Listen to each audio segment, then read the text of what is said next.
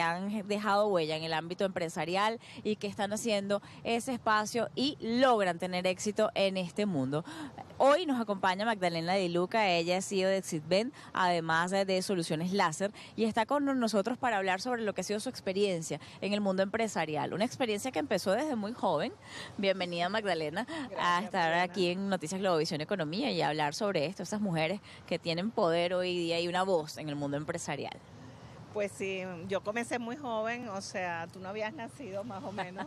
Entré a la universidad en 1973, estudié ingeniería de computación, me gradué en el 79 y abrí mi primera empresa.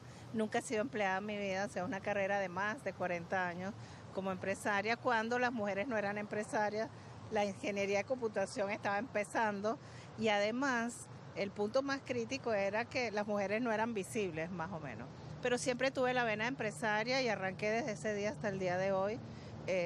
Creé nuevas empresas, he trascendido a 17 países con servicios a nivel internacional y con un reconocimiento interesante. Magdalena, ¿qué te llevó a crear esa primera empresa?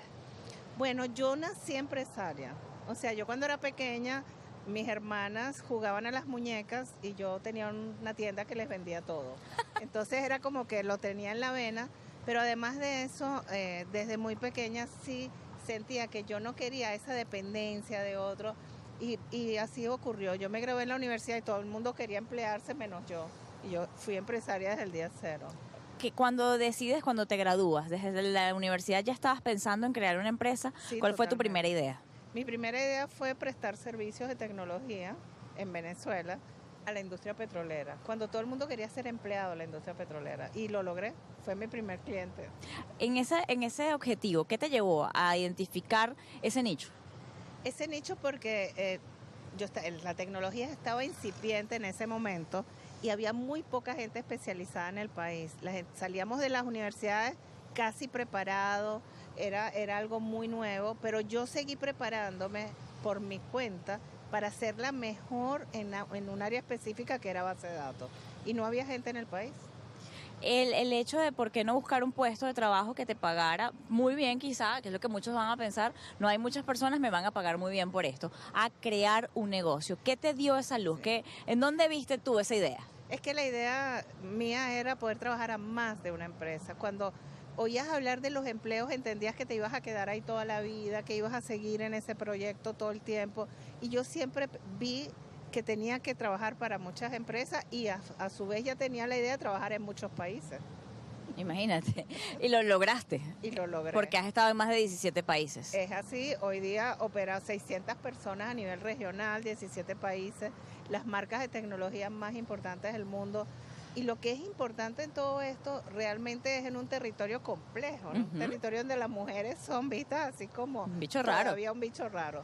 Pero imagínate tú, todavía un bicho raro y tú lo hiciste prácticamente pionera en esa área. Hace más de 40 años. Cuando iniciaste esto, ¿cuáles fueron los principales retos que te encontraste? Porque si hoy día hay trabas y hay brechas, en aquel momento había más. No, muchísimas. Primero, ser joven, ser mujer, ser ingeniero en computación.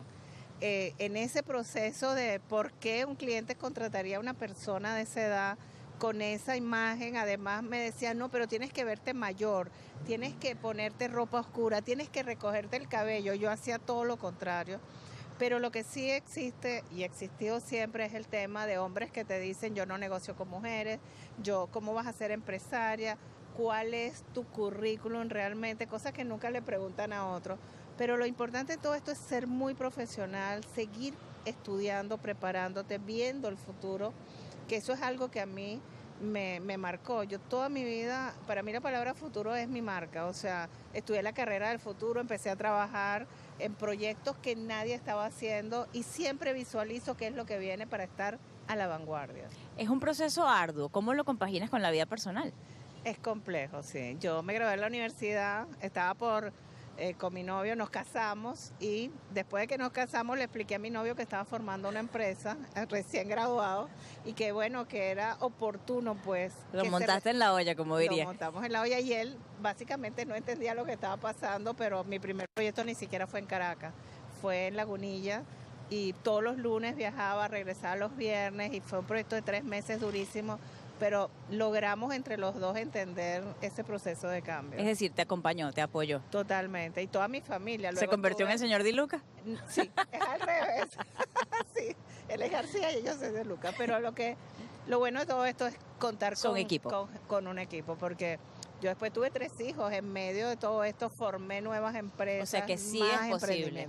Sí es posible, pero necesitas esa ayuda, necesitas confiar en gente que realmente puede darte ese complemento. O sea, yo pasé más tiempo con mis clientes que con mis hijos en un momento dado. Cuando tú hablas de esto, hablas de algo que me llama la atención en ese momento. Tú pensaste en darle servicio a más personas o abarcar a más empresas en un momento donde tu área era muy restringida, eran muy pocos los profesionales. Es decir, había que formar personas para que prestaran ese servicio. ¿También lo hiciste? No solo lo hice, hoy día podría decirte que tengo segundas generaciones en mi empresa. Y mucha gente todos los días me dice, ¿recuerdas cuando me diste un curso? Estabas embarazada. Y todo el mundo tiene esos diplomas guardados. Yo entrené a miles de personas, entrené emprendedores también, gente que luego formó sus empresas. Y eso es parte de lo que yo pienso que me nutre todos los días. Poder generar cada día esa transmisión de conocimiento, ese empuje a personas que no creen en que pueden ser emprendedores y más si son mujeres. Efectivamente, existe esa limitante allí, existe el tema financiero, muchas veces existe una relación de poder en función del dinero que te limita como mujer en algunos casos o que te da el miedo de ir a vender algo. Venderte y vender un producto empieza por entender que tú eres la primera empresa. Es así. Tú eres el primer producto que vas a vender y si tú te crees lo que eres, probablemente todo lo que construyas o hagas vas a lograrlo. De hecho, en los primeros proyectos no solo perdí dinero, sino que negociaban, te pago cuando termine el proyecto, así como vamos a ver si es verdad que lo logras, ¿no? Pero todo eso fue superado y gracias a Dios es una experiencia maravillosa. Además, el crecimiento en la parte financiera es lo más complicado, porque yo sabía mucho de tecnología, pero poco de finanzas. Pero ahí seguí formándome en todo lo que tenía que ver con un MBA, con un máster de mercadeo, con todas las cosas todos esos juguetes que tienen alrededor de lo que tú quieres hacer y cómo lo quieres hacer.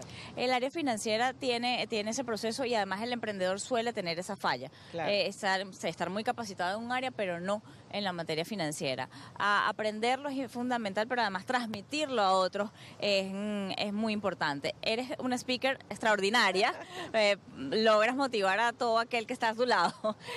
También se te da muy bien eso. ¿Te consideras una mujer con cualidades extraordinarias o crees que tú te has formado para tener todas esas habilidades? Yo creo que tenía algunas cosas ya en mi ser, pero me he seguido formando. He aprendido muchísimo de los mercados en los cuales trabajo. No es igual trabajar en Venezuela, en Ecuador, en Perú, en Dominicana. Las culturas son distintas, pero de ahí también he aprendido muchísimo. No es extraordinario, hay que prepararse, hay que formarse y por supuesto lo que mucha gente dice, has tenido mucha suerte. He trabajado muy duro, yo duermo muy poco, estoy constantemente generando ideas, generando cambios, armando procesos que hoy día otros no los están viendo. Y una cosa importante, he crecido mucho en las crisis, porque para mí las crisis son un habilitador de nuevos proyectos. Claro, ahí hay oportunidades, toda crisis genera una oportunidad y hoy día en Venezuela hay miles de oportunidades. Vamos a hacer la pausa y al regreso seguimos conversando con Magdalena Di Luca.